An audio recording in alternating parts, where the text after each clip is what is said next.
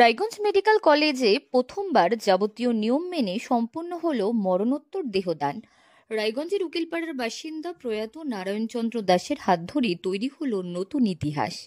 উল্লেখ্য, বার্ধক্যজনিত রোগভোগের পর প্রয়াত হন রায়গঞ্জের উকিলপাড়ার বাসিন্দা অবসরপ্রাপ্ত ব্যাংককর্মী নারায়ণচন্দ্র দাস।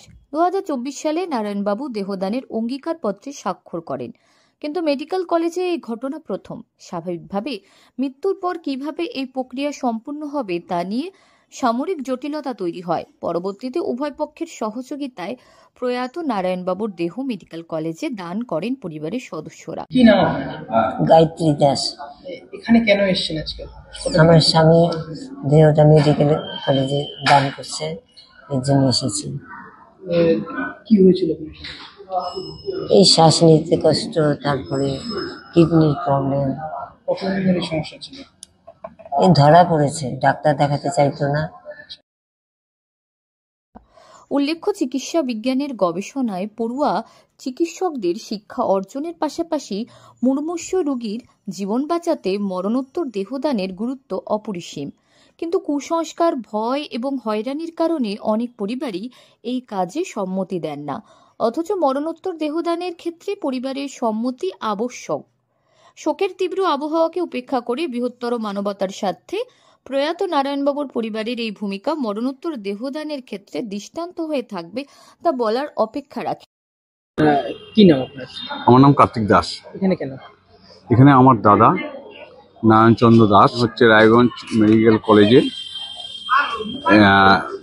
মানে একটা ফর্ম ফিল আপ করেন এবং তার দেহখানা রায়গঞ্জ মেডিকেল কলেজের ছাত্রছাত্রীর জন্য দান করে যান এবং সেখানে আমাকে উইটনেস হিসাবে এবং ওনার শালাকে দুজনকে উইটনেস হিসাবে রাখেন। তবে কোন কোন ক্ষেত্রে দেহদান করা যায়? যদি অস্বাভাবিক কারণে মৃত্যু হয় এবং মৃত্যুর পর ময়নাতদন্ত করা হয়, তাহলে দেহদান করার ক্ষেত্রে সমস্যা হয়। এছাড়া যে সংস্থা দেহ গ্রহণ করছে তাদের কোনো শর্ত আছে কিনা সেটাও দেখে নিতে হবে। আমি anatomy HOD doctor Rudradev mayor. Sir, আজকে তো একজন পরিবারের তরফ থেকে দেহদান করা হলো, কি বলবেন?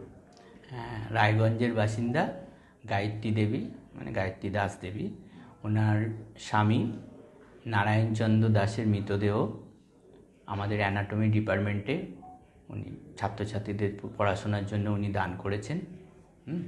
আমরা সম্মান দিয়ে তাহা গ্রহণ করলাম যাতে, এবং ওনাকে ধন্যবাদ জানাই এই কাজে আমার ছাত্রছাত্রীদের পড়াশোনার জন্য এই দেহ দান করার জন্য। কি কি অঙ্গ দান করা যায়?